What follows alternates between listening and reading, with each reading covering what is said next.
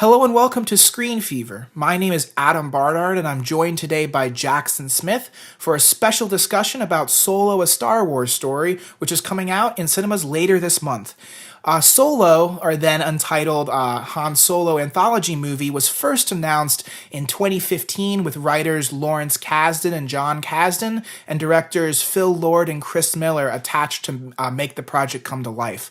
A last-minute shuffling behind the scenes with the firing of director Josh Trank and the delaying of his Boba Fett solo movie created an open slot in 2018 for a anthology movie, which are now titled A Star Wars Story.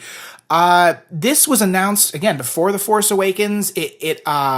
Before anyone had really gotten to see what Kathy Kennedy and Lucasfilm and Disney were doing with this new era of Star Wars, but even with the very first announcement, this project was met with stiff resistance and skepticism. And now that, like I said, we are in the final stretch, just a couple weeks away from the premiere, I want to dive in a bit and discuss both the movie's production and history and also what we think of the trailers and the casting and what we've seen of the actual movie itself. So, Jackson, what are your thoughts on all the trailers that have been coming out lately?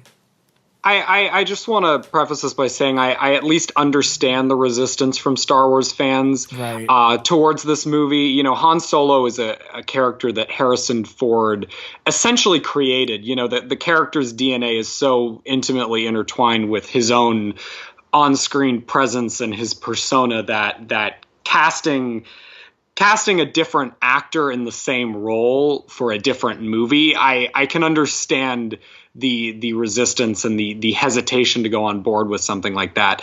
That being said, Alden Ehrenreich, who's playing Han Solo, is a really phenomenal actor, really amazing in Hail Caesar, the Coen Brothers movie that came out several years ago. And from the trailers, I do think that, you know, he's going to do a really good job as this character. I think they've been saving a lot of his best stuff. You know, he's not exactly been the focus of the marketing campaign. The trailers have been focusing a lot on the new characters like Emilia Clarke and Woody Harrelson. They've been focusing a lot on sort of the obvious nostalgia imagery that has come to define the Kathy Lucasfilm era, you know, loving shots of the Millennium Falcon and TIE fighters chasing the Millennium Falcon and Chewbacca being funny, you know. I mean, even the shot of them at the table, like Han and Lando playing the game of Sabacc, or it's kind of like, it's such a gleeful moment for being a fanboy and growing up with the older versions of these characters, you know, slyly referencing their earlier experiences. You know, when Han and Lando are on Cloud City, you see there's a real chemistry and rich history. So, like, I'm still in a state of shock that, like, my own childhood creations, I had to create that backstory when I was young, and now I'm seeing it in movie form, in canon form. It's crazy. I'm definitely predicting right now, and I could be wrong about this, but I have a feeling that Donald Glover is going to be the breakout of this movie. I think, you know, obviously Alden's casting has caused a little bit of controversy, like I said, because Harrison Ford and Han Solo are so much of the same thing. But I think by and large, the attitude towards Donald Glover playing Lando Calrissian has been very positive, and I think that's an excellent stroke of genius when it comes to casting. And I wouldn't be surprised if he sort of walks away with this movie and even walks away with his own spin-off movie. Yeah, I'm expecting the Lando, a Star Wars story announcement to potentially come later this year. I think a lot of people have been extremely apprehensive about this movie, and I kind of I'm going to be very honest here. I'm coming with a positive, more optimistic perspective, and I want to present the reasons why I believe this is different than what, you know, the general consensus of movie fandom feels about this movie. That said, you know, I also understand the concerns. I mean, this movie, the marketing campaign didn't start till February, like Super Bowl at the earliest. So everyone's saying, oh, they're going to try to hide this movie. They're going to dump the ads last minute. And here's the thing, like, just going to back things up and come at it from a filmmaker standpoint. If you make, you know, $150 million movie or $200 million movie, and then you decide to reshoot 80% of it, and hire one of the best directors in Hollywood to come in and spend full time on a year recrafting this, you are not going to throw it under the bus, because you're going to have to, the production budget is going to balloon up to like Justice League levels. You're still going to spend, $150 million, $200 million on a global ad campaign. So you're looking at like a price tag of about $500 million. I do not think Disney wants to screw over a $500 million movie about Han Solo at this point. It's just, I think Disney has a challenge of marketing movies. They have The Incredibles 2, they have Avengers Infinity War, they have Ant-Man and the Wasp. These are properties that are all under the Disney umbrella, and Solo has to fit in the spring. It's just a matter of very strategic ad placement and also cultivating a mystique with Han. That's why we didn't see him so much in the first teaser. We're trying to build up to this reveal of a new character carrying on the legacy, and that's gonna take some doing. Yeah, I very rarely do studios throw movies under the bus, and rarely do they throw movies that seem like such obvious cash cows under the bus. And it should also be noted too that Disney has proven very, very good when it comes to the reshoot model. That's what they do with a lot of their Marvel movies. Yeah. That's what they did with Rogue One, which, for all its faults, is a coherent and really well-structured piece of work despite its troubled production history. So I look at the whole Phil Lord, Chris Miller debacle and the whole Ron Howard takeover, and I say, you know what, the movie's still going to be good. It might have its problems. There might be things I disagree with, but at the end of the day, we're not going to be getting a hacked together piece of work that another kind of studio like, say, Warner Brothers or Paramount would put out, because they don't have the same kind of, artistic intentionality and quality control that Disney has. I think I totally agree with what you're saying. I'm glad we're touching on this. One of the reasons I genuinely believe this movie was never that much in peril was because of the script from Larry and John Kasdan. Mm-hmm. This is a movie that Larry Kasdan at least started working on in 2012, just after the sale of Disney. When The Force Awakens started to hit some bumps in development, JJ invited him to co-write Force Awakens, so whatever work he had done with Solo for about a year had to wait. As soon as he finished Force Awakens, he got his son to help him out and join him. And so they've been essentially writing this movie since 2012. So this is something that has had years of development. It comes from two extremely gifted writers, and they had plenty of prep time to get the script right.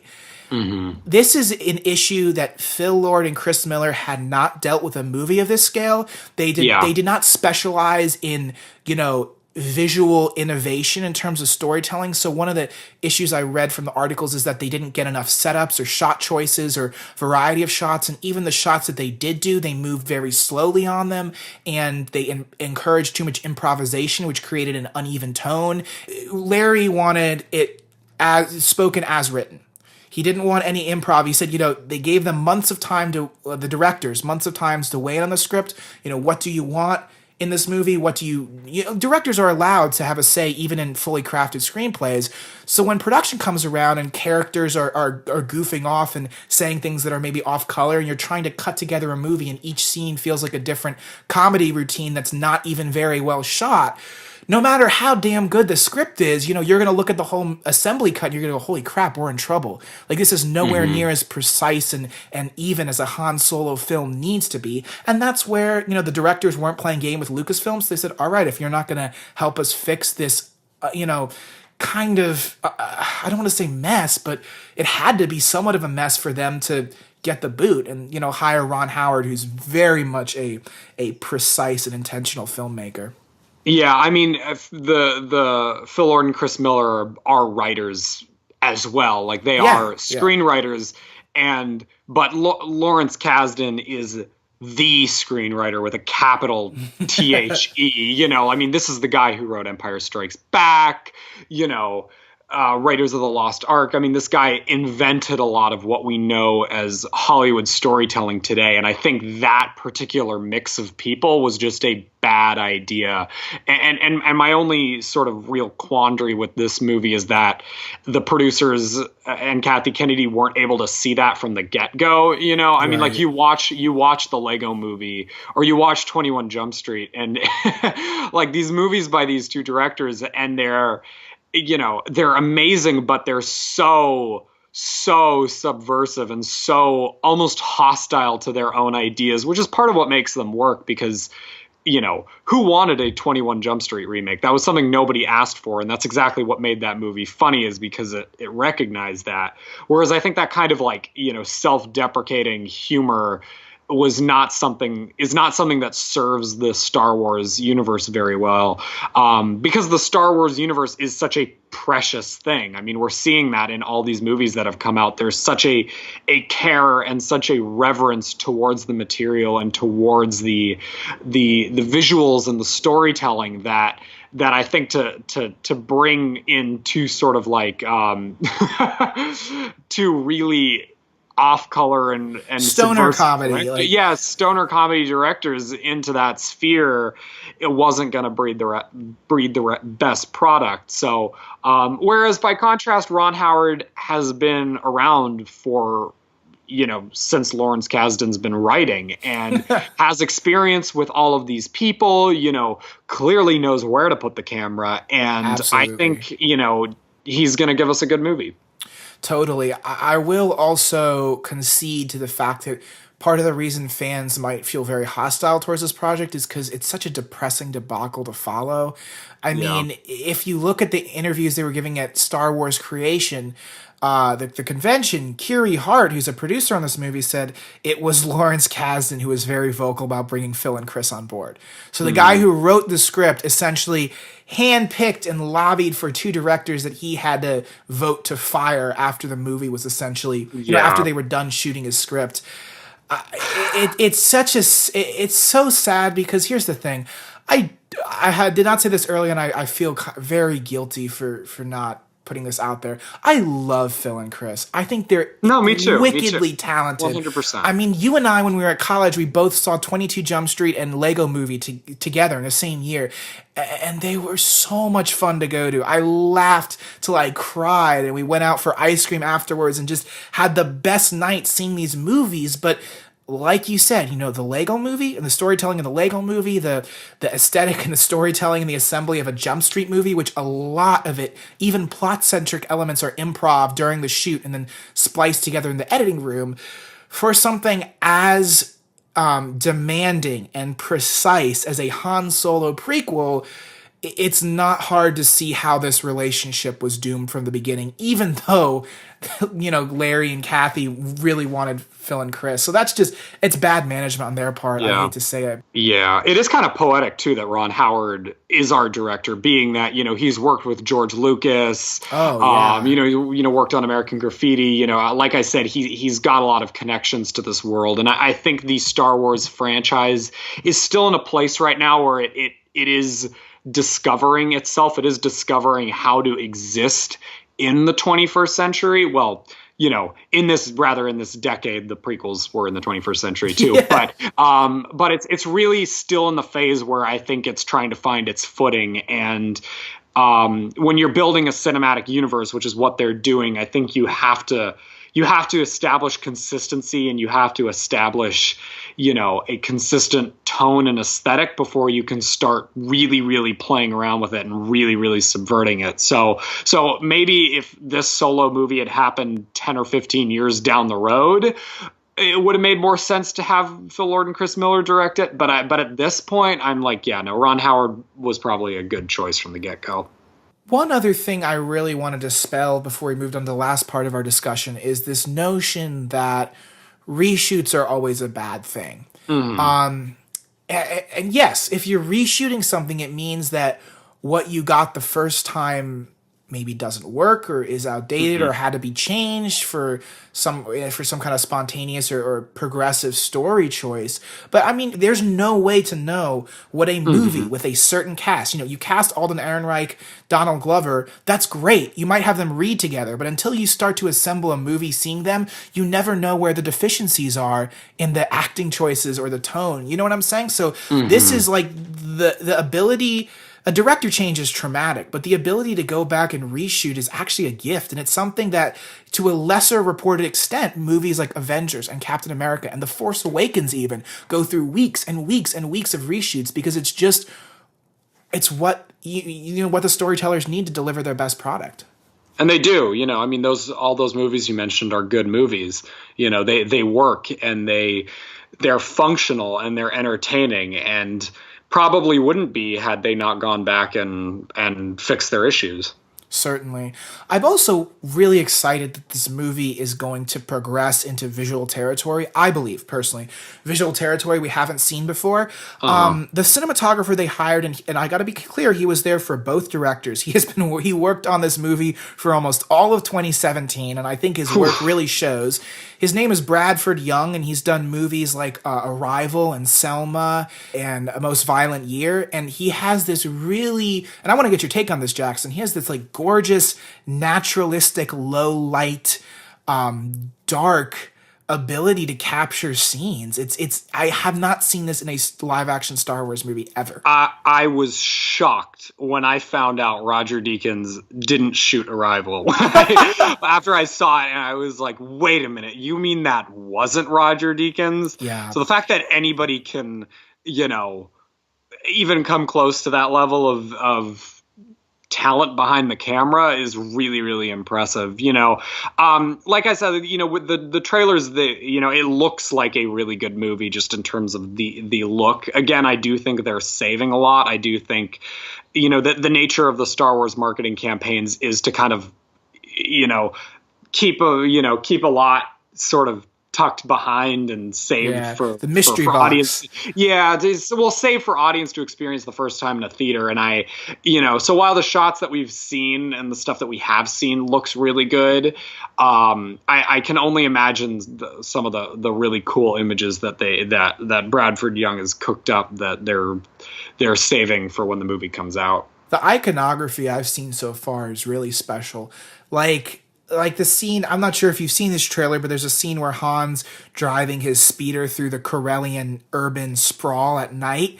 And there's some cool shots that look like they're right out of American Graffiti, or they're right out of Rush, like some of the racing stuff. I can almost feel it, not in a tangible, scholarly sense, but I can feel it in my gut. Like, this is what it needs to be. Like, Alden Ehrenreich driving his speeder at night with that, angsty Harrison Ford-like simmer, and having, Ron Howard orchestrate this, who has been a part of a lot of that generation, like the American Graffiti generation.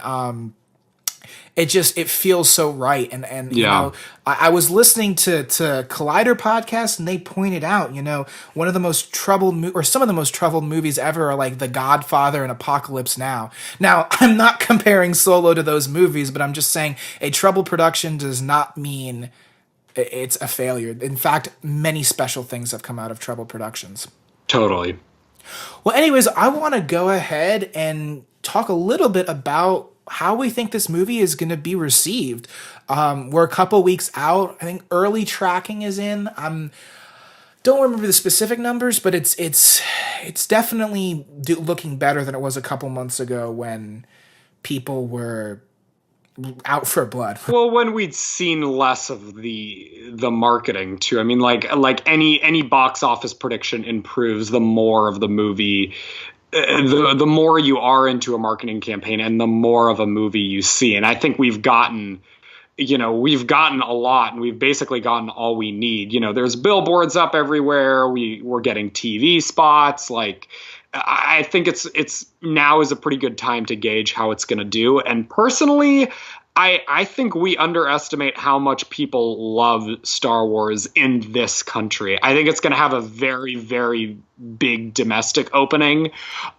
Maybe not, $200 million, but certainly upwards of 150, I think. Well, it's tracking at 150 now. I just pulled up the numbers. So. Yeah, and I think I wouldn't be surprised if it went over that. If the movie's good, which again I do think it probably will be, it'll probably have legs. I don't know if there's anything else big coming out in the month of May. Yeah, well, there's Deadpool a week before. That's like a real. Before though, so yeah, it's like.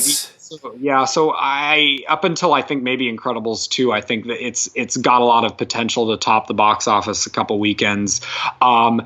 Internationally is a different story. I'm a little bit more skeptical on that front, just because, I mean, as you saw with Last Jedi, it's very, very hard to get people in China to see Star Wars movies, unless there are Chinese actors in the movie. And even then, Rogue One didn't do great.